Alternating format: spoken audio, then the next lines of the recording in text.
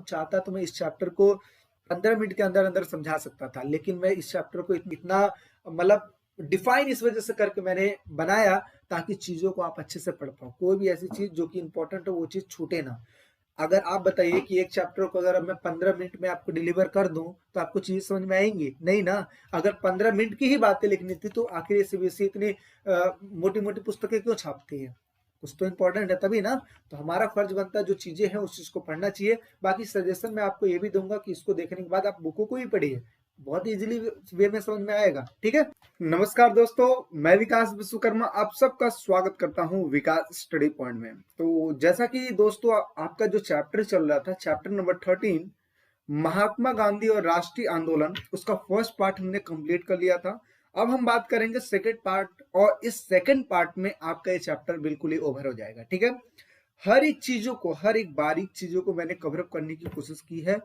चाहता तो मैं इस चैप्टर को एक कहानी की तरह भी पढ़ा सकता था, जो कि हर से हर 10 मिनट या 15 मिनट के वीडियो में ओवर कर देता, बट यहाँ पे आपको कहानी को समझाने के साथ साथ आपको थ्योरेटिकल की भी तैयारी करवानी होती है, क्योंकि आप सबको पता है कि बोर्ड में आपको थ्योरी लिखना होगा। ऐसा कही कही बातें, सुनी सुनाई बातें तो आपको लिखनी नहीं होगी, थ्योरी लिखना होगा। इस वजह से थ्योरी की प्रैक्टिस करना इंपॉर्टेंट हो जाता है। ठीक है। तो अब जो हमारा फर्स्ट पार्ट कंप्लीट था, जिसमें हम ये देखे थे कि गांधी जी का जन्म कब हुआ था, आगे चल के वो कहाँ गए थे पढ़ाई करने के लिए, वहां से कब आए, और फिर उन्होंने गरीबों के लिए जगह जगह पे सत्याग्रह किए। फिर हमने ये भी देखा रॉलेट एक्ट के खिलाफ रॉलेट सत्याग्रह किए थे। फिर हमने ये भी देखा कि असहयोग आंदोलन उन्होंने स्टार्ट किया था कब, जब जलियांवाला बाग हत्याकांड हुआ था उसके जस्ट बाद। आगे चल के हमने ये भी देखा कि असहयोग आंदोलन को बंद करना पड़ गया इस वजह से क्योंकि चौरी चौरा हत्याकांड हो गया था। हालांकि जो असहयोग आंदोलन था वो अहिंसा का प्रतीक था, अहिंसा का प्रतीक था, लेकिन वो आगे चल के हिंसा में कन्वर्ट हो गया। इस वजह से गांधी जी ने इस चीज को स्थगित कर दिया, यानी कि बंद कर दिया। यहां तक हमने पढ़ लिया था। अब हम थोड़ा सा और पढ़ते हैं। जब ये असहयोग आंदोलन अहिंसा का प्रतीक था, तो ये हिंसा में जब कन्वर्ट हो गया तो गांधी जी को तुरंत ही इस असहयोग आंदोलन को स्थगित करना पड़ गया, बंद करना पड़ गया। हालांकि गांधी जी ने इस चीज को स्टार्ट किया था, इस वजह से गांधी जी को राष्ट्रद्रोही समझा गया और इनको उठाकर जेल में डाल दिया गया। 6 वर्ष तक की सजा सुनाई गई, यानी कि 6 साल के लिए सजा सुनाई गई। और साथ ही साथ जितने भी और भी हिंसक लोग थे जो इस आंदोलन में शामिल थे, जिन्होंने तोड़फोड़ की थी, उन सभी को भी जेल में डाला गया था। यहां तक हमने पढ़ लिया था। तो यहाँ पे देखिए 1922 में गांधी जी को जेल में डाल दिया गया, 6 साल की सजा सुनाई गई। यहाँ पे एक चीज और मैं आपको बता दूं कि जिस जज ने सजा सुनाई थी उस जज ने यह भी कहा था कि आप एक ऐसे मुजरिम हो जो आज तक के मुजरिमों में सबसे ज्यादा ऊपर हो, यानी कि कहने का मतलब यह है कि आप जैसे महान पुरुष को मुझे सजा देने का एक वो मिल रहा है। ठीक है। और मैं ये चाहूंगा कि अगर आपको 6 साल की सजा मिल रही है तो अगर किसी भी तरीके से आपको 6 साल से पहले अगर छोड़ दिया जाए ना, तो सबसे ज्यादा जो खुश होऊंगा ना वो मैं होऊंगा। इस वजह से क्योंकि आप जैसे महापुरुष को मैं मजबूरन 6 साल की सजा सुना रहा हूं, जो कि एक तरीके से समझ लो कि कानून है तो उनको सजा तो सुनानी है। ठीक है। तो ये किसने किया था? ये जज ब्रूमफील्ड ने कहा था कि अगर भारत में घट रही घटनाओं की वजह से सरकार के दंड के इन सालों में कमी आई और आपको स्वतंत्र करना अगर संभव हुआ तो मुझसे अधिक कोई खुश नहीं हो सकता, यानी कि सबसे ज्यादा मैं ही खुश होऊंगा। आगे बात करते हैं। 1924 में गांधी जी को जेल से रिहा कर दिया। कब गए थे ये? 1922 में। और आ कब गए? 1924 में। रिहा हो गए 2 साल के अंदर ही। सजा कितने साल की सुनाई गई थी? 6 साल की सजा सुनाई गई थी। आगे उन्होंने इसके बाद अपना पूरा का पूरा जो ध्यान दिया वो खादी कपड़ों पे दिया, यानी कि ठीक है, खादी कपड़ों पे दिया। साथ ही साथ जो छुआछूत जैसी चीजें चल रही थी, ठीक है, उन सभी चीजों को भी खत्म करने की कोशिश की। आगे समझते हैं। गांधी जी जितने राजनीतिक नेता थे उतने ही समाज सुधारक भी माने जाते हैं। जैसे जो समाज में जो बुराइयां चल रही थी उन सब चीजों को खत्म करने वाले माने जाते थे। आगे समझते हैं। उनका मानना था कि गांधी उनका मानना था कि आजादी के योग्य बनने के लिए भारतीयों को बाल विवाह तथा छुआछूत जैसी सामाजिक बुराइयों से स्वतंत्र होना पड़ेगा। यानी कि गांधी जी ने पहले ही बोल दिया था, याद कीजिए जब बनारस हिंदू विश्वविद्यालय में वो गए थे उद्घाटन में, तो उन्होंने क्या कहा था, उन्होंने यही बात कही थी ना कि हमारी आजादी किससे हो सकती है, किसानों से हो सकती है, क्योंकि किसानों की क्वांटिटी ज्यादा है। अच्छा, दूसरी चीज उन्होंने ये भी बात कहा था कि अगर हम एक दूसरे को ऐसे ही कहेंगे ये ऊंची जाति का है, ये नीची जाति का है, ये दलित है, ये है, ये वो है, अगर हम ऐसा ही करते रहेंगे क्या हमें कोई आजाद कर पाएगा? नहीं, क्योंकि अगर यूनिटी ही नहीं रहेगी तो हमारा देश कैसे आजाद होगा? तो इसी वजह से गांधी जी ने ये कहा कि छुआछूत, बाल विवाह, ये सारी जितनी भी चीजें हैं ना, उन सभी चीजों पर हमें ध्यान देना पड़ेगा। जो भी चीज सही हो उसी चीज को करना पड़ेगा, जो बुराइयां हो उस चीज को खत्म करनी पड़ेगी। ठीक है, आगे समझते हैं। हिंदू मुस्लिम एकता पर बल दिया गया, यानी कि हिंदू मुस्लिम एकता पर ज्यादा ध्यान दिया गया। ठीक है, आगे समझते हैं। आगे यहाँ पे समझते हैं साइमन कमीशन। अब यहाँ लास्ट में हमने ये देख लिया कि असहयोग आंदोलन के बाद तो ये हो गया। अब हम ये भी देखने वाले हैं इसी बीच क्या होता है, साइमन कमीशन आता है। अब आपको अगर सर ये साइमन कमीशन क्या है, बेसिकली अगर बात किया जाए तो ब्रिटेन वाले क्या करते थे, समय समय पर कुछ भारत में कुछ लोग भेजा करते थे, एक टीम भेजा करते थे जो यहाँ के चीजों को देख रेख करेगी, चीजों को देखेगी, क्या हो रहा है क्या नहीं हो रहा है, क्या सुधार करना चाहिए, क्या और बेटर कर सकते हैं, कैसे और कब्जा को नियंत्रण किया जा सकता है। इस वजह से वो समय समय पर आयोग भेजा करते थे इंडिया में। ठीक है, अच्छा, इस टाइम पे क्या चल रहा था, जगह जगह पे आंदोलन चल रहे थे। तो साइमन कमीशन जब आया तो यहाँ की चीजों को उसने देखा और कई सारा रिपोर्ट तैयार किया कि देखो भारत में ये सारे सुधार करने की आवश्यकता है, जिसकी वजह से भारतीयों को और कंट्रोल में किया जा सकता है। जब ये बात हमारे इंडिया वालों को पता लगी तो भाई इंडिया वाले भारतीय तो बस विरोध में हो गए कि ऐसे कैसे तुम ऐसे कैसे गलत चीजें रिपोर्ट में छाप सकते हो। ठीक है, तो इसी वजह से साइमन कमीशन जो आया था उसमें टोटल 7 मेंबर थे और 7 मेंबर थे उसमें भारतीय एक भी नहीं था, सबके सब अंग्रेज थे। तो जब अंग्रेज थे तो जाहिर सी बात है वो अपनी ही बड़ाई करेंगे ना, हमारी देश की बुराई करेंगे ना। तो इस वजह से साइमन कमीशन का जगह जगह पे विरोध किया गया, झंडा दिखाया गया कि साइमन कमीशन वापस जाओ, साइमन कमीशन वापस जाओ, ऐसे नारे लगाए गए, ब्लैक कलर का झंडा दिखाया गया और इनको यहां से भगाया गया। ठीक है, तो समझते हैं साइमन कमीशन कुल 2 बार आया था। कब कब आया था, फरवरी यानी कि फरवरी और मार्च 1928 में भारत में आया था, तथा दूसरी बात अगर बात करें तो इसी साल में यानी कि 1928 में ही अक्टूबर में आया था। साइमन कमीशन ने जो रिपोर्ट प्रस्तुत किया था, ठीक है, वो रिपोर्ट प्रस्तुत किया था मई 1930 में, तथा इसको ब्रिटिश सरकार द्वारा जो प्रकाशित किया गया था वो 27 मई 1930 को प्रकाशित किया गया था, यानी कि छापा गया था। आगे समझते हैं। भारत के राज्य सचिव लॉर्ड बर्किंगहेम, ठीक है, हेड ने 8 नवंबर 1927 को सर जॉन साइमन की अध्यक्षता में एक संवैधानिक आयोग का गठन किया था और इस आयोग में कुल 7 सदस्य थे। यानी कि अगर मैं बात करूं जो साइमन कमीशन का जो गठन हुआ था 1927 में हुआ था और वो भारत में कब आया था, 1928 में, और उन्होंने चीजों को प्रकाशित कब किया था, 1930 में किया था। अब यहाँ पे एक चीज और समझने वाली बात है, ये जितने भी आयोग होते हैं ना, उस टाइम के जितने भी आयोग हुआ करते थे वो जो अध्यक्षता उस चीज की करता था उसी के नाम से रख देते थे। ठीक है ना, जैसे जैसे इस चीज को कौन किया था, सर जॉन साइमन ने इस चीज को किया था, इस वजह से इसका नाम क्या रख दिया गया, साइमन कमीशन रख दिया गया। ठीक है ना, ऐसे अगर बात करें तो क्रिप्स मिशन में अगर मैं बात करूं तो सर स्टीफोर्ड क्रिप्स ने इस चीज की अध्यक्षता की थी, इस वजह से उस चीज का क्रिप्स मिशन नाम रख दिया गया था, जो कि हम आगे पढ़ने वाले हैं। ठीक है ना, तो अभी बस इतना समझ लो कि साइमन कमीशन का नाम कैसे रखा जाता है कि जो उस चीज को मतलब अध्यक्षता करता है उसी के नाम से रख दिया जाता था। ठीक है, यहाँ तक समझ में आ गई। कितने मेंबर थे, 7 मेंबर थे। अच्छा, नेक्स्ट बात करते हैं। अच्छा, इन्होंने अपनी रिपोर्ट में क्या क्या प्रस्तुत किया ये भी तो हम समझ लेते हैं। तो देखिए, भारत में उच्च न्यायालय को भारत सरकार के अधीन रखा जाएगा, यानी कि उसने ये कहा कि भारत के जो उच्च न्यायालय है उसको भारत सरकार के अधीन रखा जाएगा। दूसरी चीज, इसके अलावा प्रांतों में उत्तरदायी शासन लागू करना पड़ेगा। जो छोटे छोटे प्रांत है ना, उसमें एक ऐसे सरकार की नियुक्ति करो जो उसका पूरा का पूरा रिस्पॉन्सिबिलिटी ले पाए। ठीक है, तीसरी बात करते हैं, सिंध तथा उड़ीसा को नए प्रांतों के रूप में स्थापित कर दिया, यानी कि जो सिंध और जो उड़ीसा है उसको एक नया प्रांत घोषित कर दो। ठीक है, आगे समझते हैं। नेहरू जी ने रिपोर्ट की शर्तों को स्वीकार नहीं किया, यानी कि नेहरू जी ने जब इन चीजों को देखा तो उन्होंने इस चीज को स्वीकार नहीं किया, ठीक है, क्योंकि सिंध और उड़ीसा को एक नया प्रांत घोषित करने का मतलब कहीं ना कहीं ये भी हो सकता है कि देश का जब खंड मतलब देश में जब अंग्रेज छोड़ के जाएंगे तो ये जो राज्य हैं ये अलग होने की डिमांड भी कर सकते हैं। तो इस वजह से चीजों को देखकर नेहरू जी ने उस समय इन चीजों को अस्वीकार कर दिया, जो कि उस टाइम के लिए सही भी था।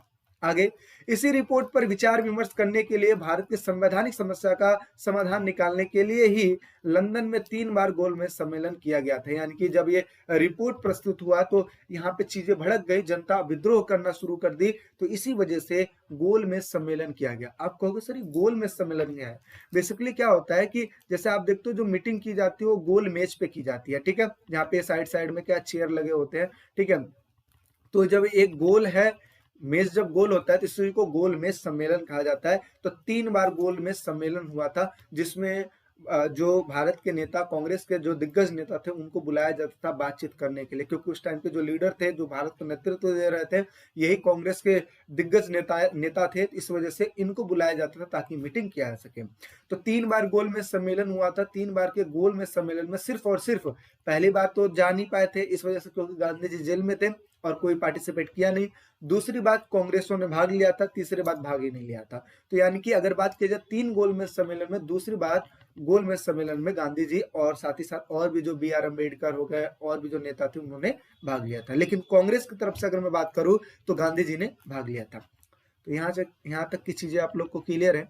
अगर क्लियर है तो फटाक से लाइक कर दीजिए और कमेंट सेक्शन में जरूर बताइए कि वीडियो कैसी लग रही है। देखिए सारी चीजें हैं सिस्टमेटिक तौर पे, अगर सब समझेंगे तो और समझ में आएगा, ठीक है। नेक्स्ट बात करते हैं, आगे समझते हैं कि यह कमीशन जहां पे भी गया वहां पे स्वागत इसका कैसे किया, काली झंडी को दिखाकर। जैसे आप देख सकते हो ना यहाँ पे काली झंडी, ठीक है, साइमन कमीशन गो बैक, ठीक है, तो ये चीज लिखा हुआ है। आगे, जगह जगह पर साइमन कमीशन वापस जाओ किनारे लगाए गए थे। और एक जगह और मैं आपको बता दूं, ये थे सर जॉन साइमन, जिसको हम बार बार कह रहे हैं ना, तो वो चीज है।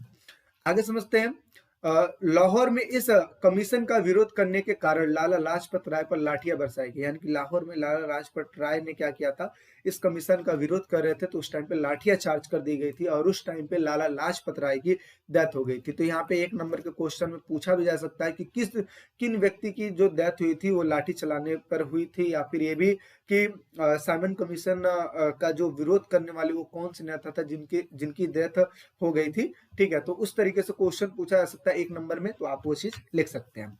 इसके अलावा बात करते हैं पूर्ण स्वराज दिवस, इसका मतलब क्या होता है? पूर्ण स्वराज दिवस, ये देखिए मोस्ट इंपॉर्टेंट, आप लोग को मैंने 11th क्लास में पढ़ाया था कि 26 जनवरी को ही संविधान क्यों लागू किया गया था, क्योंकि 26 जनवरी 1930 को एक ऐतिहासिक दिन था जिस टाइम पे पूर्ण स्वराज दिवस मनाया गया था। आप कहोगे सर ये पूर्ण स्वराज दिवस मतलब क्या होता है? पूर्ण का मतलब होता है पूरा, स्वराज का मतलब होता है खुद का राज, यानी कि एक ऐसा दिवस मनाया गया था जिसमें ऐसा लग रहा था कि हम आजाद हो चुके हैं, ठीक है। और उस दिन जो बड़े बड़े दिग्गज नेता थे उन्होंने सभी देशवासियों से आह्वान किया कि अपने घर के आगे झंडा भी लगाओ, सॉरी छत के ऊपर या जहां पे भी आपको लगाना वहां पे झंडा लगाओ और देशभक्ति का गीत गाओ और अपनी प्रसन्नता जाहिर करो। और उस दिन पूरा का पूरा जो दिन है हम सेलिब्रेशन के तौर पे, यानी कि पूर्ण स्वतंत्रता के रूप में हम सेलिब्रेट करेंगे। तो इस तरीके की चीजें हुई थी। तो देखिए क्या लिखा है, 26 जनवरी 1930 को यह आह्वान किया गया कि एक दिन जिसे कांग्रेस पार्टी ने भारतीयों से स्वतंत्रता दिवस के रूप में मनाने का आग्रह किया था, ठीक है, को एक सार्वजनिक घोषणा की गई थी। यानी कि 30 जनवरी 1930 को एक सार्वजनिक घोषणा की गई थी कि 31 दिसंबर 1929 को नेहरू जी ने, देखिए, की गई थी कि हमें क्या करना है, स्वतंत्रता दिवस को मनाना है, ठीक है। और साथ ही साथ बात किया जाए तो 31 दिसंबर 1929 को ही नेहरू जी ने रावी नदी के तट पर तिरंगा फहराया था। यानी कि 31 दिसंबर 1929 को ही जो नेहरू जी थे उन्होंने झंडा फहराया था, कहां पे, रावी नदी के किनारे। और ये आह्वान किया गया था कि 26 जनवरी 1930 को हमें क्या करना है, हमें पूर्ण स्वराज दिवस का वो करना है, ठीक है। आगे, तो पूर्ण स्वराज दिवस या पूरा स्वराज दिवस की मांग की और स्वतंत्रता के लिए निर्धारित जो तिथि रखी गई थी वो रखी गई थी 26 जनवरी 1930, यानी कि 26 जनवरी 1930 को हम पूर्ण स्वराज दिवस मनाएंगे, ठीक है। आगे क्या समझते हैं, 26 जनवरी 1930 को विभिन्न जगहों पर राष्ट्रीय ध्वज फहराया गया और देशभक्ति के गीत गाकर इस चीज को सेलिब्रेट किया गया, ठीक है।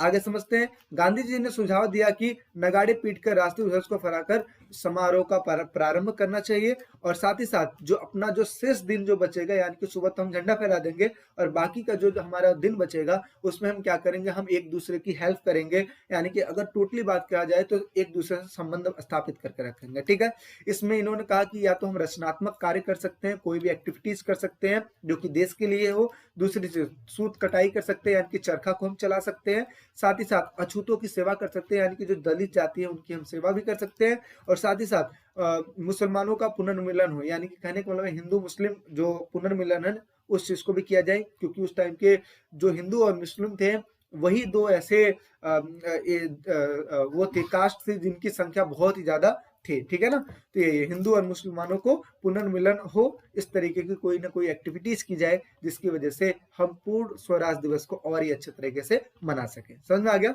नेक्स्ट बात करते हैं, आगे समझते हैं दांडी यात्रा। दांडी यात्रा बेसिकली स्टार्ट क्यों किया गया, इसके पीछे रीजन था। दांडी यात्रा इसलिए दांडी, पहले इस चीज को समझ लो, दांडी मार्च या दांडी यात्रा इसको क्यों कहते हैं। यात्रा का मतलब होता है ट्रैवल करना, यानी कि चलना, या आप बोल सकते हो कि यात्रा करना। ठीक है, चलने की बात हो रही है। दांडी एक जगह का नाम है। ठीक है, दांडी एक जगह का नाम है, और दांडी यात्रा इसको हम कहते हैं, गुजरात में ही है दांडी। ठीक है, और मार्च भी बोलते हैं इसको, दांडी मार्च के नाम से भी जाना जाता है। तो इस चीज को हम समझते हैं, दांडी यात्रा, यानी कि जो दांडी यात्रा की गई थी वो बेसिकली मार्च में की गई थी। कब की गई थी? मार्च में की गई थी। ठीक है, आपको मैं दिखा देता हूँ, देखिए ये है, ये गुजरात में दांडी पड़ेगा, यहाँ पे देखिए ये दांडी लिखा हुआ ना, गुजरात में दांडी है। कब की गई थी? 12 मार्च 1930 को इस यात्रा को आरंभ किया गया था। अब हम ये समझते हैं कि आखिर ये आरंभ किया क्यों गया था, इसके पीछे रीजन क्या थी। तो देखिए, आप सबको पता है कि घर में एक नेसेसरी चीज होती है जो कि हम खाने में यूज करते हैं, जिसको कहते हैं नमक। नमक एक ऐसा पदार्थ होता है जिसको हम यूज करते हैं, अगर वो नमक खाने में ना हो तो शायद ये हो सकता है कि जो अपना खाना हो स्वाद विहीन हो जाए, यानी कि उसमें स्वाद नहीं रहे। अच्छा, इस वजह से नमक इंपॉर्टेंट है। अब यहाँ पे समझने वाली बात है कि जो नमक है वो नेचुरल मिलता है, यानी कि समुद्र के द्वारा मिलता है, तो नेचुरल हुआ। तो उस टाइम पे अंग्रेजों ने क्या किया, नमक पर बैन लगा दिया, और बैन लगाने के बाद उसने क्या किया कि जो नमक का एकाधिकार जो दे दिया वो राज्यों को दे दिया कि राज्य जिस भी हिसाब से चाहे उस हिसाब से बैन लगा सकता है।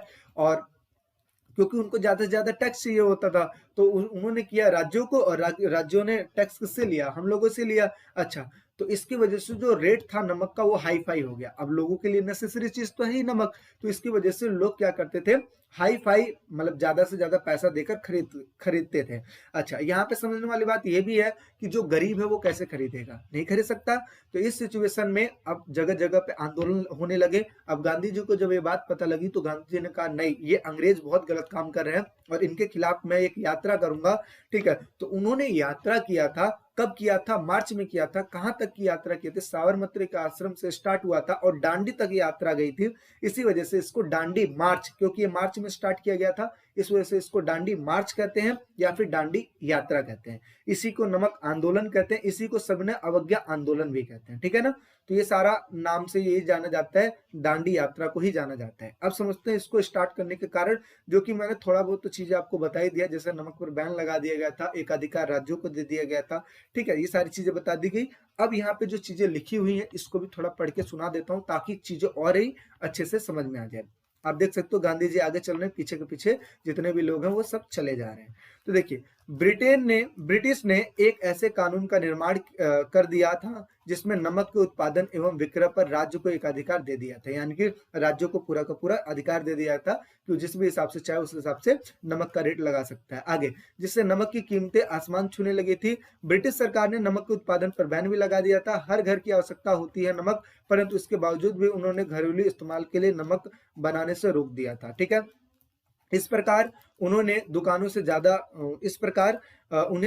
ज्यादा दाम पर नमक खरीदने के लिए विवश करना हो गए थे, मतलब एक तरीके से विवश हो गए थे आम जनता की, उनको खरीदना ही पड़ता था। आगे, नमक कानून को तोड़ने के लिए, यानी कि अंग्रेजों ने बैन लगा दिया था तो अब उस चीज को तोड़ना भी तो पड़ेगा, तो उस चीज को तोड़ने के लिए, ठीक है, गांधी जी ने एक यात्रा किया, यानी कि एक यात्रा का नेतृत्व किया, और इसी को दांडी यात्रा कहते हैं या फिर दांडी मार्च भी कहते हैं। ठीक है, आगे, यद्यपि गांधी जी ने अपनी नमक यात्रा की पूर्व सूचना, यानी कि उस टाइम के जो वायसराय थे लॉर्ड इरविन, उनको तो इन्होंने पहले बता दिया था कि देखो हम ऐसा करने जा रहे हैं, बट उन्होंने इनकी चीजों को महत्व नहीं दिया, उनको लगा कि शायद हो सकता है ऐसे ही इन्होंने किया है, ठीक है। लेकिन जब आगे चल के जब व्यापक हो गया तो फिर उसके बाद सम्मेलन बुलाई गई, और तो इसके बाद गांधी और इरविन में समझौता हुआ था, किसी भी चीज के बीच में बातचीत हुई थी, जो कि हम आगे देखने वाले हैं, ठीक है। तो ये चीज समझ में आ गई। नेक्स्ट बात करते हैं। 12 मार्च 1930 को गांधी जी ने साबरमती में अपने आश्रम से समुद्र की तरफ चलना आरंभ किया।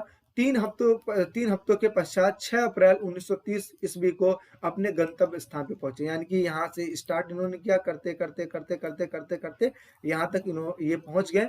कब पहुंचे? यानी कि 12 मार्च से स्टार्ट किया था, 6 अप्रैल को पहुंच गए। यानी कि अगर लमसम अगर दिन देखा जाए तो कितना दिन हो गया, लमसम 6 दिन इसमें माइनस कर दो, यानी कि अगर वही 22-23 दिन के आसपास इन्होंने यात्रा का मतलब टाइम लिया था, ठीक है।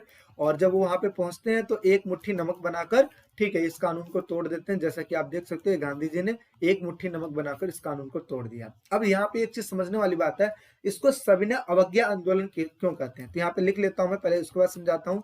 सविनय अवज्ञा आंदोलन, तो इसको सविनय अवज्ञा आंदोलन क्यों कहते हैं? सविनय का मतलब होता है बहुत ही प्यार से। अच्छा, एक देखिए, इसमें इन्होंने लड़ाई झगड़ा किया क्या? नहीं किया ना, बहुत ही प्यार से आए। अवज्ञा का मतलब होता है आज्ञा का उल्लंघन कर देना। किसके आज्ञा का? अंग्रेजों ने बैन लगा दिया था, तो अंग्रेजों की आज्ञा का इन्होंने उल्लंघन कर दिया, यानी कि कानून को तोड़ दिया, इसी को अवज्ञा कहते हैं। आंदोलन यानी कि एक ऐसा आंदोलन किया गया था जिसमें अंग्रेजों के कानून को तोड़ दिया गया था, इसी वजह से इसको सविनय अवज्ञा आंदोलन कहते हैं। समझ में आ गई? चलिए नेक्स्ट बात करते हैं।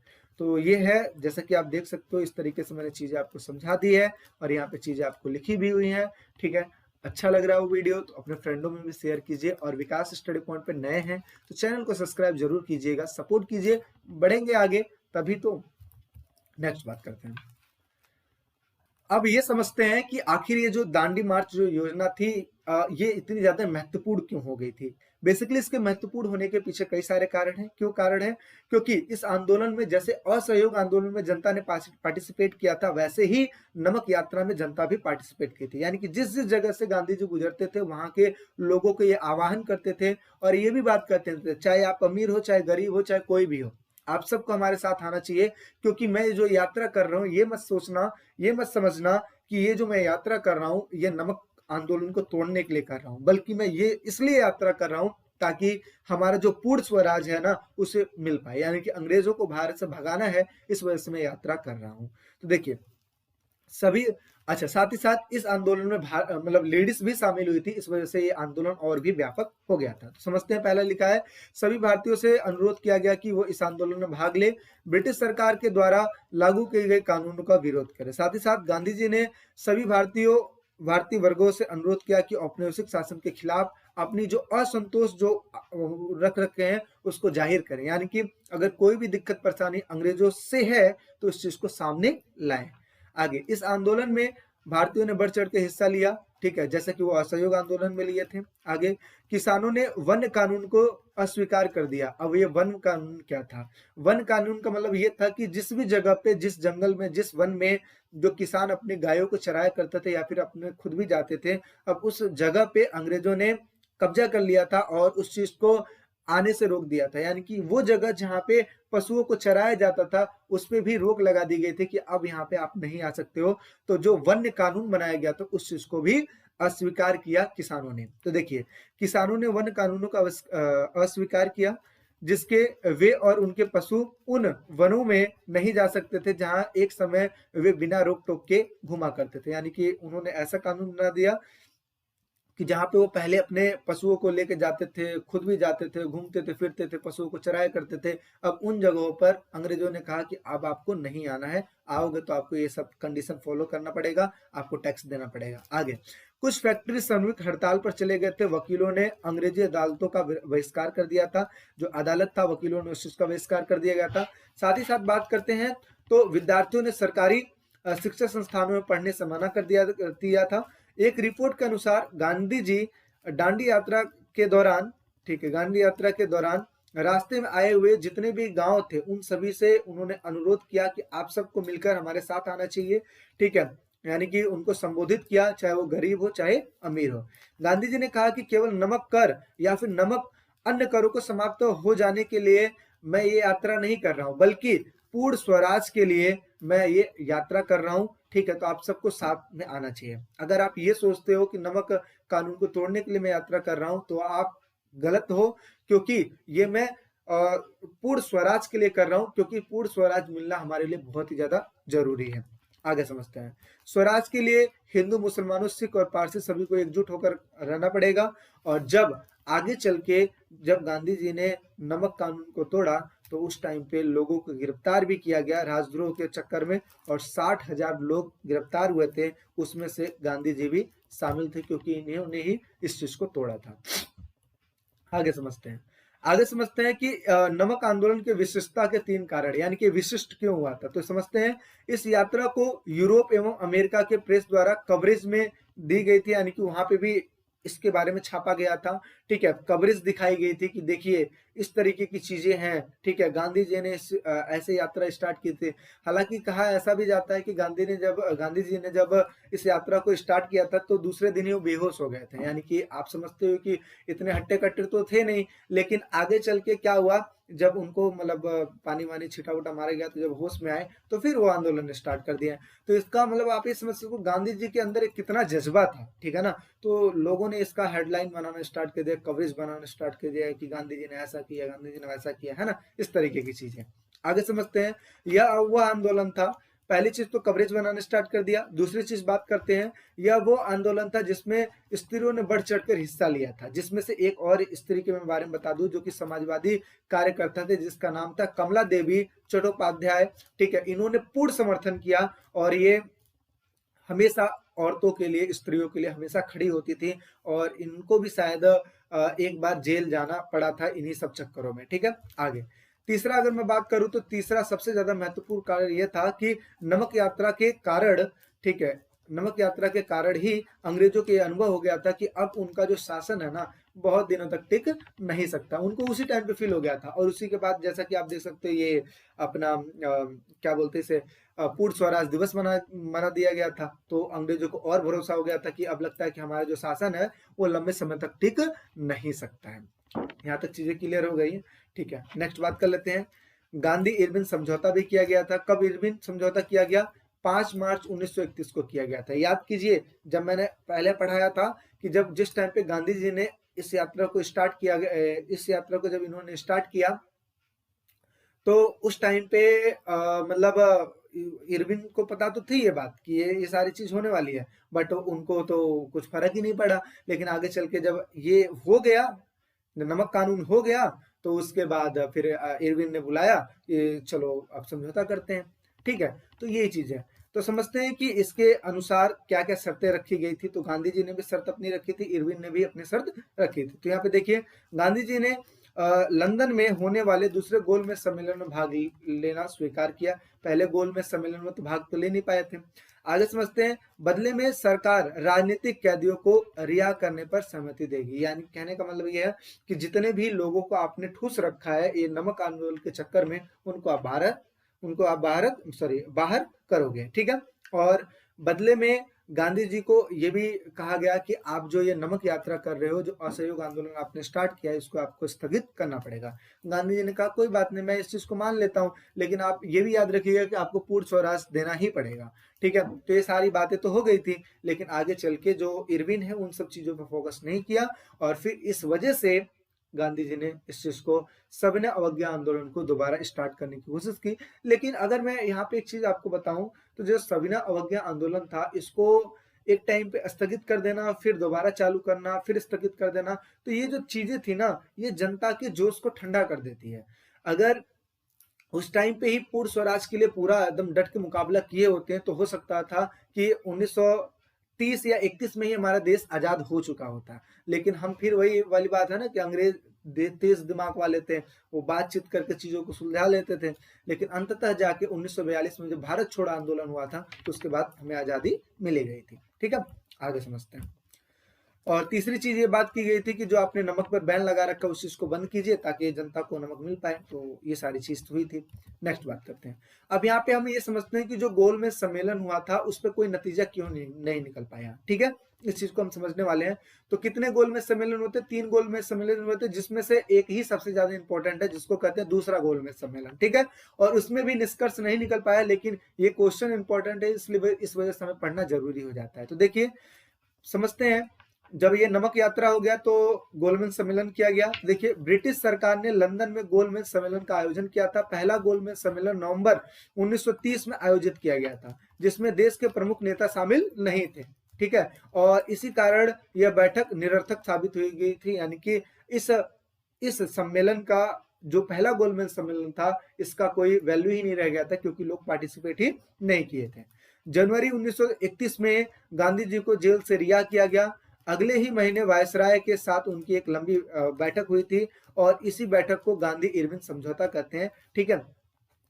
और इनकी शर्तें थी कि सविनय अवज्ञा आंदोलन को आप वापस ले लीजिए, ठीक है। सारे कैदियों की रिहाई, बदले में गांधी जी ने भी कहा था कि सारे कैदियों की रिहाई कीजिए।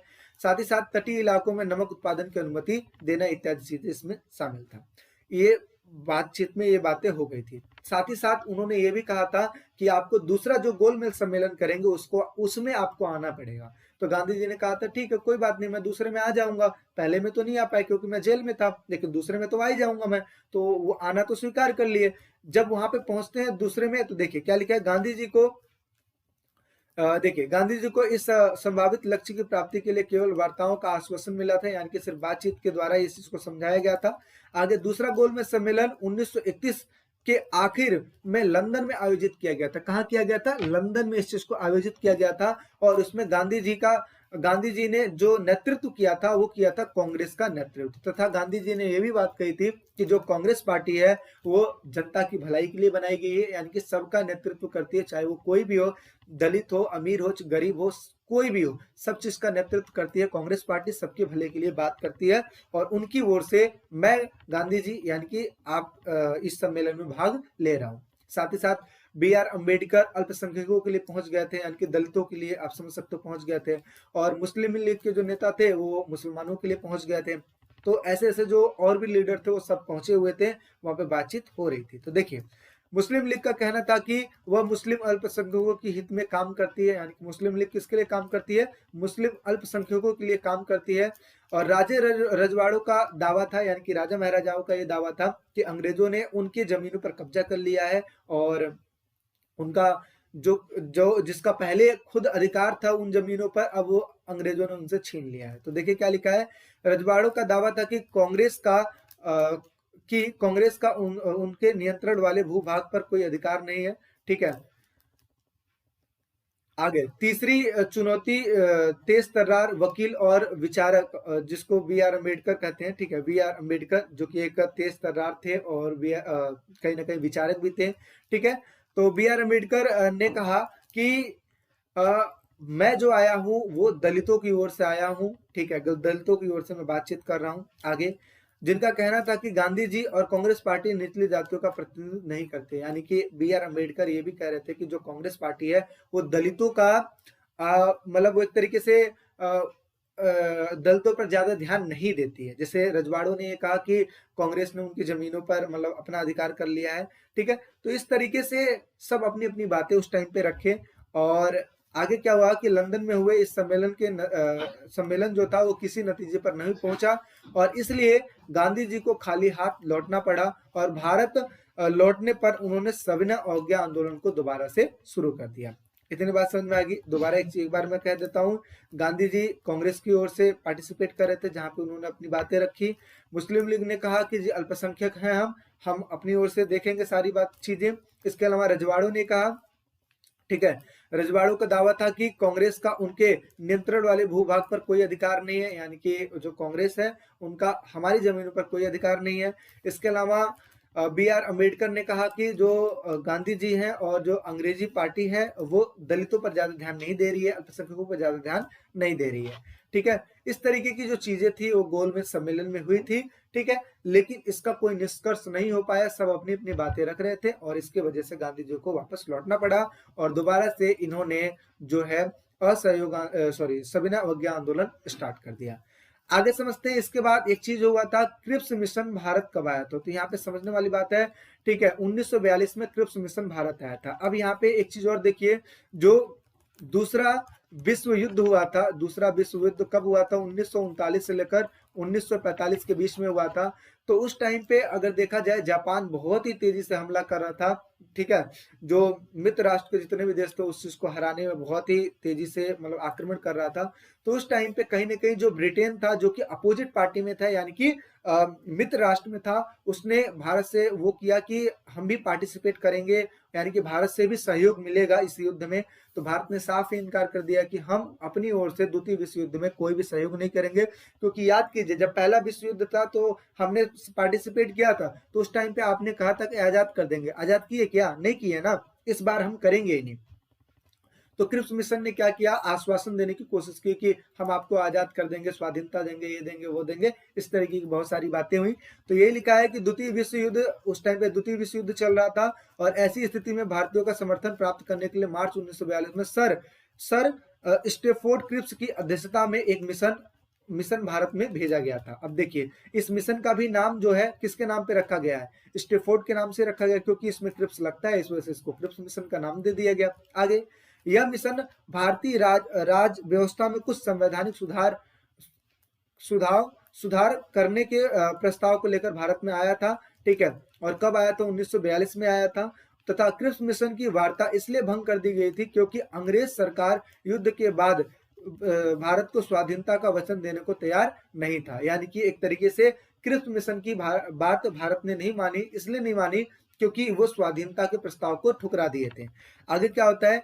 क्रिप्स ने कांग्रेस का जो प्रस्ताव भी था उसको भी ठुकरा दिया था, यानी कि युद्ध के बाद जो राष्ट्रीय सरकार बनाई जाएगी उस चीज को भी स्वीकार कर दिया था। इस वजह से क्रिप्स मिशन को वापस लौटना पड़ गया था। इतनी चीज समझ में आ गई। तो क्रिप्स मिशन क्यों आया था आप सबको पता लग गया। इस वजह से कोई समर्थन चाहता था और भारत ने उस टाइम पे समर्थन नहीं किया। नेक्स्ट बात कर लेते हैं। अब यहाँ पे समझते हैं भारत छोड़ो आंदोलन। भारत छोड़ो आंदोलन ये लास्ट आंदोलन था जिसको राष्ट्रीय आंदोलन, तीसरा राष्ट्रीय आंदोलन कहते हैं, और ये इतना व्यापक हुआ था जिसकी वजह से उनको मजबूरन छोड़ना ही पड़ गया। तो देखिए क्या लिखा है। पहला है भारत छोड़ो आंदोलन 1942 ईस्वी में चलाया गया था, और इसका नेतृत्व कौन कर रहा था? गांधी जी कर रहे थे, ठीक है। 9 अगस्त 1942 को यह आंदोलन चलाने का प्रयास किया गया और अंग्रेजों को भारत छोड़ने के लिए ललकारा गया। यानी कि एक तरीके से कहा जाए सीधे तौर पर लड़ाई की गई, यानी कि अंग्रेजों को भगाने के बिल्कुल ही मूड में थे भारत और भारतीय, और इस वजह से उनको भारत छोड़कर जाना ही पड़ा था। आगे समझते हैं। सारा देश जो था भारत छोड़ के नारों से गूंज उठा था। अंग्रेजों ने इस नारे को दबाने के लिए कड़ी कठोरता का काम किया। प्रस्ताव पास होने के दूसरे दिन नेता को बंदी बना लिया गया, यानी कि जो गांधी जी थे उनको बंदी बना लिया गया, और सारी जो जनता थी वो भड़क गई। लोगों ने सरकारी दफ्तरों, रेलवे स्टेशनों, डाकघरों को लूटना जलाना आरंभ कर दिया, और सरकार ने अपनी नीति को और कठोर बना दिया था। अल्पसंख्यक को जेल में डाल दिया गया था, ठीक है। सारा देश एक जेल खाने के समान दिखाई दे रहा था, क्योंकि उस टाइम पे सारे लड़ रहे थे कि भाई अब तो छोड़ना है तो छोड़ना ही, बेशक मुझे जेल में डाल दो, कोई बात नहीं, कितनों को डालोगे जेल में, लेकिन अब हमें विद्रोह करना है तो करना ही है, ठीक है। तो सारा देश जेल खाने के समान दिखाई दे रहा था, और इतने बड़े आंदोलन के कारण ब्रिटिश सरकार की जो नींव थी वो हिल गई थी, ठीक है। भारत छोड़ो आंदोलन सही मायने में एक जन आंदोलन था, जिसमें लाखों आम हिंदुस्तानी शामिल थे, और इस आंदोलन ने युवाओं को बड़ी तादाद में अपनी तरफ आकर्षित किया, और उन्होंने अपने कॉलेज को छोड़कर जेल का मार्ग अपनाया। यानी कि कहा जाए तो जैसे पहला आंदोलन हुआ था, दूसरा आंदोलन होता, तीसरा आंदोलन में भी सबने बढ़ चढ़ के हिस्सा लिया था, चाहे वो हिंदू हो, चाहे मुसलमान हो, चाहे सिख हो, ईसाई हो, सबने मिलजुल कर हिस्सा लिया था। और सेम लोग अब उन सभी चीजों को छोड़ने के लिए तैयार थे जिसकी वजह से अंग्रेजों को प्रॉफिट हो रहा था। यानी कि कॉलेज छोड़ने के लिए तैयार थे, सरकारी दफ्तर छोड़ने के लिए तैयार थे, और इस तरीके से जो ये आंदोलन था व्यापक हुआ और उनको मजबूरन भारत को छोड़ना पड़ा। तो यहाँ पे और जो चीजें हैं उस चीज को समझिए, ठीक है। ये सारी बातें इस वजह से मैं पढ़ा रहा हूं ताकि आपको पेपर में कुछ ना कुछ चीजें तो आपको याद रहे। अगर मैं शॉर्टकट में आपको समझा दूं कि 1942 में गांधी जी ने भारत छोड़ो आंदोलन स्टार्ट किया, और उसके बाद सबने पार्टिसिपेट किया, फिर आजादी मिल गई, तो इसमें क्या ही समझ में आएगा। चीजों को जब बारीकी से पढ़ोगे तभी तो समझ में आएगा ना। तो समझिए, जून 1944 को गांधी जी को जेल से रिहा किया गया था, और बाद में उन्होंने मतभेद को सुलझाने के लिए जिन्ना के साथ बैठे थे। यानी कि कहने का मतलब यहाँ पे ये है कि जब गांधी जी को रिहा किया गया, कब किया गया, 1944 में जब रिहा किया गया, तो मोहम्मद अली जिन्ना जो कि मुस्लिम लीग का नेतृत्व कर रहे थे, उनके साथ इन्होंने मीटिंग की, क्योंकि इन्होंने डिमांड कर दी थी, मोहम्मद अली जिन्ना ने डिमांड कर दी थी कि भाई कहीं ना कहीं मुझे पाकिस्तान को अलग चाहिए, ठीक है, यानी कि पाकिस्तान जो बनेगा वो हमारा एक अलग से देश बनेगा। तो गांधी जी ने बातचीत करना स्टार्ट की, क्योंकि गांधी जी हमेशा एकता पर ज्यादा ध्यान देते थे, वो ये नहीं चाहते थे कि हम बंटवारा करें, है ना। यहाँ तक कि गांधी जी ने यह भी कह दिया था कि जो बंटवारा है वो मेरी लाश पे होगा, ये भी बात उन्होंने कह दिया था, ठीक है। 1946 के आरंभ में प्रांतीय विधान मंडलों के नए सिरे से चुनाव कराए गए, और इस नए सिरे के जो चुनाव कराए गए इसमें मुसलमानों ने मुस्लिम लीग को ज्यादा सपोर्ट किया, और जो हिंदुस्तानी थे वो हिंदुस्तान मतलब उस टाइम के जो कांग्रेस थे उसको ज्यादा सपोर्ट किया। और इस तरीके से देखा जाए तो कहीं ना कहीं जो उस टाइम के जो मुस्लिम थे उन्होंने पाकिस्तान को बनाने की मांग की। तो देखिए क्या हुआ, तो सामान्य श्रेणी में कांग्रेस को जबरदस्त कामयाबी मिली थी। मुसलमानों के लिए आरक्षित सीटों पर मुस्लिम लीग को भारी बहुमत हासिल हुई थी। आगे 1946 की गर्मियों में कैबिनेट मिशन भारत आया था। अब यहाँ पे समझते हैं कैबिनेट मिशन, जैसे पहला हमने साइमन कमीशन समझा, ठीक है, और दूसरा हमने समझा कि क्रिप्स मिशन जो कि युद्ध के टाइम पे आया था, और तीसरा अब हम समझने वाले हैं cabinet mission. Cabinet mission basically same यही चीजें थी, प्रस्ताव को समझने के लिए आया था, शांत करवाने को आया था सारी चीजों को, लेकिन वो ऐसा करने में असफल रहा और फिर अंततः हमारे देश को आजादी मिलनी ही थी, और आजादी मिली भी, और कैबिनेट मिशन के प्रस्ताव के जरिए भारतीय संविधान का निर्माण किया गया। तो ये सारी बातें हुई थी। तो कब आया था, 1946 में आया। तो कई बार ये भी क्वेश्चन पूछा जा सकता है कि कैबिनेट मिशन कब आया था भारत, क्रिप्स मिशन कब आया था भारत, और साथ ही साथ साइमन कमीशन कब भारत आया था, ठीक है।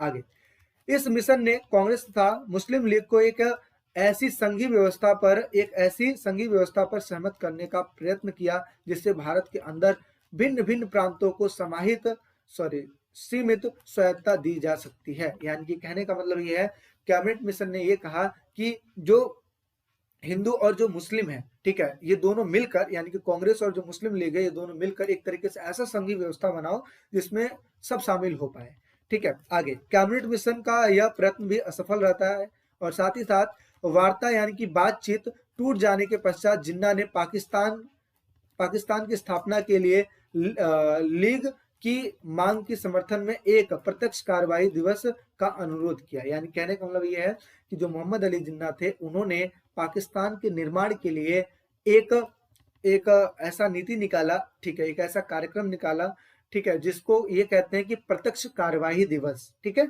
यानी कि इस दिन हम कार्यवाही करेंगे और कहीं ना कहीं हम पाकिस्तान को एक अलग देश बनाते रहेंगे। आगे 16 अगस्त 1946 को कोलकाता में दंगे भड़क उठे। बाद में ये बंगाल के साथ ही साथ अलग अलग हिस्सों में फैलने लगा। बिहार समेत संयुक्त प्रांत और पंजाब तक फैल गया था। दंगे में दोनों समुदायों को बहुत ही ज्यादा नुकसान होता है, यानी कि चाहे हिंदू हो चाहे मुस्लिम हो, दोनों को ही ज्यादा नुकसान होता है। और फरवरी 1947 में वायसराय लॉर्ड माउंटबेटन ने बेबेल की जगह ली। अब ये कौन है, उस टाइम के वायसराय थे, ठीक है, पहले कौन थे, बेबल थे, और उनकी जगह पे अब कौन आ गया, लॉर्ड माउंटबेटन आ गए थे, ठीक है। और उन्होंने वार्ताओं के एक आखिरी दौर का अनुरोध किया। इन्होंने कहा कि एक लास्ट हम मीटिंग करके देखते हैं, अगर बातचीत अगर हो जाती है तब तो ठीक है, नहीं तो आजादी तो हमें देनी ही देनी है। आगे जब सुलह के लिए उनका यह प्रयत्न भी असफल रहता है तो उन्होंने घोषणा कर दी कि ब्रिटिश भारत को स्वतंत्रता दे दी जाएगी, यानी कि स्वतंत्रता मिल जाएगी, लेकिन यहाँ पे जो विभाजन है वो होकर ही रहेगा। अब यहाँ पे जो अंग्रेज थे बहुत ज्यादा चालाक थे। अंग्रेजों ने ये कहा कि आजादी तो हम दे दे रहे हैं लेकिन भारत का खंडन करके छोड़ेंगे। जैसे उस टाइम पे रजवाड़ों का भी शासन था, तो इन्होंने ये भी कह दिया कि भाई पाकिस्तान तो अलग बनेगा ही अलग बनेगा ही बनेगा, लेकिन जो रजवाड़े हैं ना, रजवाड़े भी अगर चाहें, राजा महाराजा भी चाहें तो वो अपना वो स्वतंत्र राज्य बना के रख सकते हैं, अदरवाइज वो अपना अलग भी देश या राज्य बना सकते हैं। अब देखो अंग्रेजों ने इतना तगड़ा षड्यंत्र रचा था कि भारत को बिल्कुल ही खंडन कर दिया जाएगा, ठीक है। लेकिन उस टाइम पे सरदार वल्लभ भाई पटेल की सूझबूझ की वजह से जो अपने देश को जितने भी रजवाड़े थे उनको शामिल किया गया और इस तरीके से अपना देश का निर्माण हुआ था, ठीक है ना। तो ये चीज है। आखिरकार 15 अगस्त 1947 को जो भारत है वो आजाद हो जाता है, ठीक है। आगे समझते हैं। आखिरी बहादुराना दिन, यानी कि बहादुरी वाला दिन, आखिरी जो दिन था अपना यही था।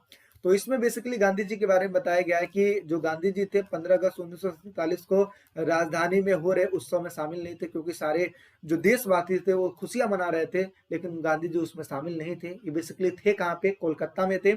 और कोलकाता में थे, लेकिन वहां पे भी जब ये कोई भी कार्यक्रम हो रहा था ध्वजारोहण से संबंधित, उसमें भी इन्होंने भाग नहीं लिया। इस वजह से, क्योंकि गांधी जी ने ये सोचा था कि हमारा देश आजाद होगा, लेकिन आजादी के साथ साथ यहाँ पे एक सबसे बड़ा जो झटका लगा था ये कि आजादी के साथ साथ पाकिस्तान भी अलग हो गया था।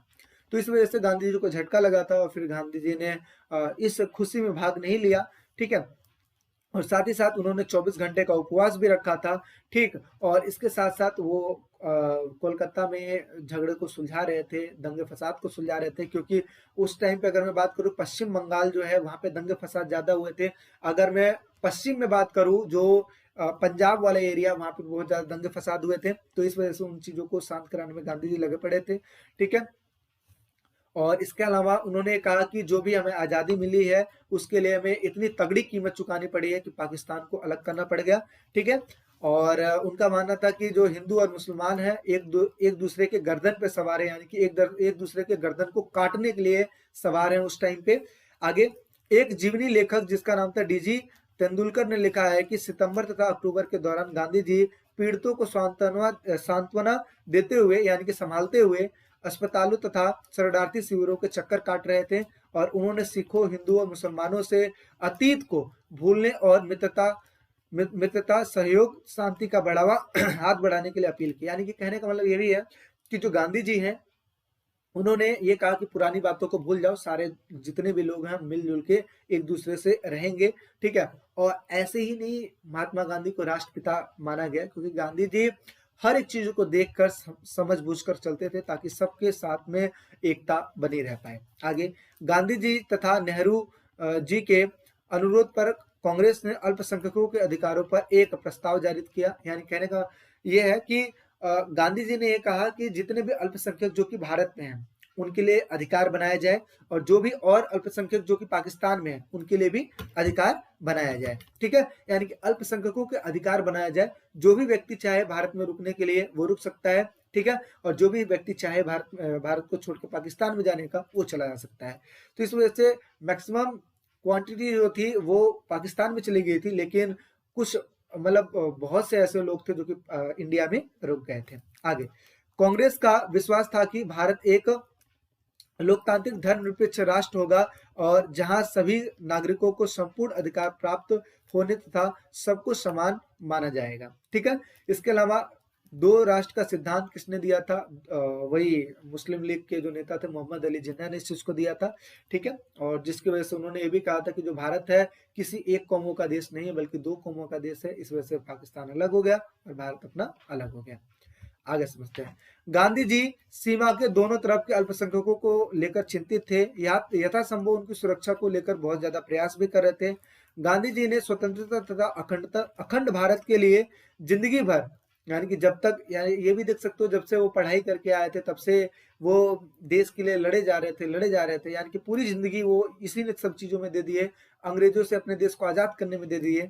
ठीक है, फिर भी जब देश का विभाजन हो गया तो उनकी यही इच्छा थी कि दोनों देश एक दूसरे के साथ आदर और मित्रता के साथ संबंध बनाकर रखें। यानी कि चलो मैंने मान लिया कि हम विभाजन को नहीं रोक पाए, लेकिन फिर भी मैं ये चाहूंगा कि जो मित्रता है एक दूसरे देश में वो बनी रहे। ठीक है, ऐसी चीज थी। आगे 30 जनवरी की शाम को गांधी जी की दैनिक प्रार्थना जो हो रही थी, सभा में दैनिक प्रार्थना हो रही थी, और उसी टाइम पे जो नथुराम गोडसे थे वो आके गांधी जी को गले मिलते हैं, और मिलने के बाद थोड़ा सा पीछे हटके 3 गोली फायर करते हैं और उसी टाइम पे गांधी जी की डेथ हो जाती है। अब यहाँ पे क्वेश्चन आता है कि गांधी जी की आखिर डेथ नाथुराम जो गोडसे थे वो उन्होंने किया क्यों, है ना, इसके पीछे रीजन क्या था? तो उनका ये मानना था कि जो गांधी जी हैं वो मुसलमानों का ज्यादा पक्ष ले रहे थे। ठीक है, और इसी वजह से नथुराम गोडसे ने मार दिया। तो नथुराम गोडसे एक ब्राह्मण था जो कि चरमपंथी हिंदुत्ववादी अखबार का संपादक भी था। वह गांधी जी को मुसलमानों का खुशामदी कहता था, यानी कि उनका बहुत ही ज्यादा शुभचिंतक है, जितना हिंदुओं के नहीं उतना मुसलमानों के हैं, ऐसा उनका कहना था। ठीक है, और इसके बाद उन्होंने गोली मार दी। ठीक है, गांधी जी की मृत्यु से चारों तरफ शोक की लहरें दौड़ रही थी। ठीक है, और सभी लोगों ने गांधी जी की मृत्यु का शोक मनाया, श्रद्धांजलि अपनी अर्पित की, और साथ ही साथ कुछ लोगों ने गांधी जी को मतलब कंपेयर करके भी दिखाया, जैसे जॉर्ज, ठीक है, ऑरवेल और एल्बर्ट आइंस्टाइन जैसे मशहूर गैर भारतीयों ने भी उनकी मौत को सहृदय स्पर्शी शब्दों से शोक संबंध संदेश भेजे, यानी कि इन्होंने शोक जो था श्रद्धांजलि एक तरीके से वो किया, और साथ ही साथ उन्होंने कहा कि ये जो महान नेता हैं, ऐसे जो महापुरुष हैं बहुत कम दिखाई देने को मिलते हैं। ठीक है, और इसके अलावा टाइम्स पत्रिका ने एक कंपेयर भी किया, जैसे अब्राहम लिंकन थे उनको लेकर कंपेयर किया कि जैसे अब्राहम लिंकन जो है अमेरिका के जो पूर्व राष्ट्रपति थे, ऐसे ही भारत के महात्मा गांधी हैं, और कंपेयर करके उन्होंने बताया कि जैसे वहाँ के अब्राहम लिंकन इम्पोर्टेंट थे, ऐसे भारत के लिए जो अपने गांधी जी थे वो सबसे ज्यादा इम्पोर्टेंट थे। ठीक है, आगे समझते हैं। ये लास्ट टॉपिक है, और इसी लास्ट टॉपिक के साथ आपका चैप्टर ओवर हो जाता है। कोई भी चीज मैंने छोड़ा नहीं है, सब चीजों को मैंने कनेक्ट करने की कोशिश की है। ठीक है, तो देखिए गांधी जी को समझना, तो गांधी जी के बारे में हमें पता कैसे लगता है, तो जाहिर सी बात है सार्वजनिक स्रोत और निजी लेखनों से पता लगता है। दूसरी चीज छवि गणना, या छवि गढ़ने का मतलब होता है आत्मकथाएं, यानी कि लोगों ने महात्मा गांधी के बारे में कौन कौन सी चीजें लिखी है। आगे पुलिस की नजर में, यानी कि पुलिस ने महात्मा गांधी के बारे में क्या क्या चीजें लिखी है, क्योंकि पुलिस ने ही तो गिरफ्तार किया था महात्मा गांधी को, और साथ ही साथ अखबारों में क्या क्या चीजें मिलती हैं। तो सबसे पहले समझते हैं सार्वजनिक स्वर, यानी कि सार्वजनिक स्वर बेसिकली लोगों की बातें क्या है। तो लोगों की बातों में सबसे पहली चीज तो हम ये देखते हैं कि जो लोग बातें कहते हैं या फिर जो बातें लोग लिखते हैं, उसको हमें बहुत ही सावधानी पूर्वक पढ़ना चाहिए, ताकि कुछ ऐसे लोग हैं जो कि बड़ा चढ़ा के भी लिख सकते हैं, और कुछ ऐसे लोग हैं जो कि बड़ा चढ़ा के नहीं भी लिख सकते हैं। तो हमें कैसे पता लगेगा, हमें जाहिर सी बात है, आज मैं महात्मा गांधी के बारे में आपको बता रहा हूँ, ये कहाँ से बता रहा हूँ, मैं चीजों को देख के ही तो बता रहा हूँ। मैं कुछ चीजें नेट पे मिलती हैं, कुछ चीज किताबों पे मिलती है, कुछ चीजें कहीं और से ढूंढनी पड़ती है, उन्हीं सब चीजों से तो मैं बता रहा हूँ। तो आखिर ये सारी चीजें हमें कहीं ना कहीं किसी न किसी सोर्स से तो मिली है ना, क्योंकि गांधी जी जिस टाइम पे थे उस टाइम पे शायद मैं नहीं था, शायद क्या पूरा ही नहीं था ना मैं, तो यही चीजें हैं। तो जो सार्वजनिक स्वर हैं, उन चीजों को जब पढ़ा जाता है तो ये ध्यान में रखा जाना चाहिए कि आखिर वो जो चीज लिखी गई है वो किस बिहाफ पे लिखी गई है। दूसरी चीज निजी लेखन, निजी लेखन में सब अपनी बातों को ज्यादा महत्व देते हैं, और हो सकता है कि निजी लेखन में मेरी जो किताब है महात्मा गांधी के ऊपर वो आपकी किताबों से भिन्न होगी, क्योंकि मैं अपनी किताब में अपने हिसाब से महात्मा गांधी को डिफाइन करूंगा, और आप अपनी किताब में अपने हिसाब से महात्मा गांधी को डिफाइन करेंगे। तो दोनों की किताबें अलग अलग होंगी ना, तो कहीं ना कहीं महात्मा गांधी को जो समझना है, उन सभी चीजों में हमें सारे स्रोतों को आपस में जोड़कर देखना चाहिए कि जो बातें आखिर में जो लोग लिख रहे हैं वो सही है कि नहीं है। तो इन्हीं सब चीजों को ध्यान में रखना चाहिए जो कि इसमें लिखी हुई है।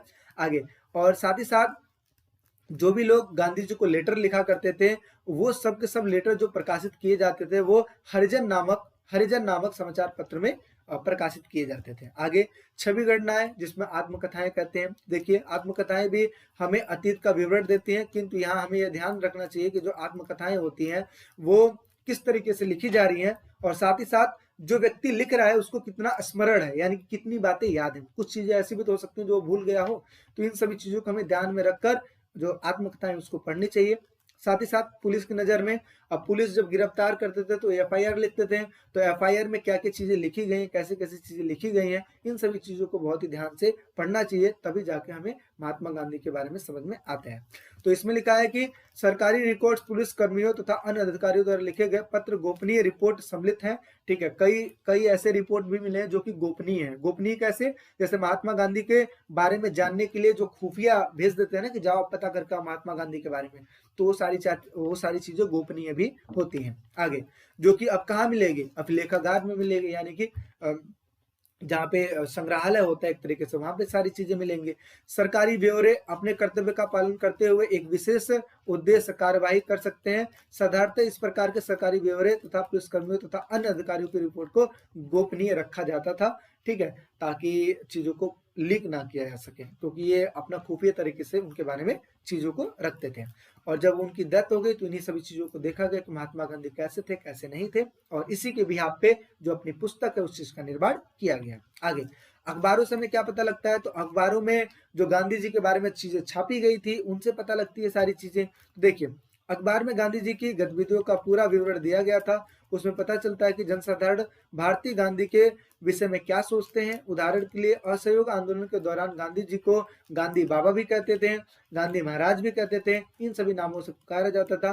परंतु यह बात ध्यान में रखनी चाहिए कि हर जगह की जो समाचार पत्र है वो अलग अलग दृष्टिकोण से लिखा जाता है, और इसीलिए अगर हमें किसी परिणाम पर पहुंचना है तो सभी चीजों को देख रेख के पहुंचना चाहिए। तो उनके डेथ के बाद हम इन सभी चीजों को देखें और देखने के बाद सब अपना विवरण दिए पुस्तक में। तो ये था अपना पूरा का पूरा चैप्टर। आई होप सो आपको समझ में आया होगा। एक बार दो बार तीन बार चीजों को देखिएगा, जितना इजी हो सकता था उतना मैं इजी आपको बनाने की कोशिश किया। ठीक है, इस चीजों को बनाने की मैंने कोशिश की। एक चीज मैं आपको और बता दूं, चाहता तो फिर भी यही बात मैं बोल रहा हूँ, चाहता तो मैं इस चैप्टर को 15 मिनट के अंदर अंदर समझा सकता था, लेकिन मैं इस चैप्टर को इतना कॉम्प्लिकेटेड, इतना मतलब डिफाइन इस वजह से करके मैंने बनाया ताकि चीजों को आप अच्छे से पढ़ पाओ। कोई भी ऐसी चीज जो कि इंपॉर्टेंट हो वो चीज छूटे ना। अगर आप बताइए कि एक चैप्टर को अगर मैं 15 मिनट में आपको डिलीवर कर दूं तो आपको चीज समझ में आएंगी नहीं ना। अगर 15 मिनट की ही बातें लिखनी थी तो आखिर ये सीबीएसई इतनी मोटी मोटी पुस्तकें क्यों छापती है? कुछ तो इंपॉर्टेंट है तभी ना।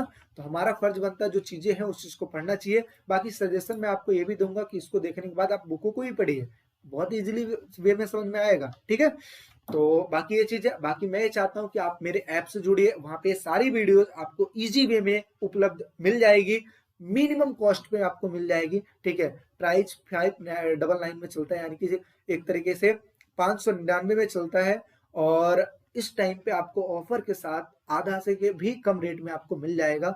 ठीक है, तो काफी बच्चे इस चीज का लाभ उठा रहे हैं, आप भी लाभ उठाइए। और बाकी वीडियो कैसी लगी जरूर बताइए। मिलते हैं एक नेक्स्ट वीडियो में, अभी के लिए टेक केयर, बाय बाय।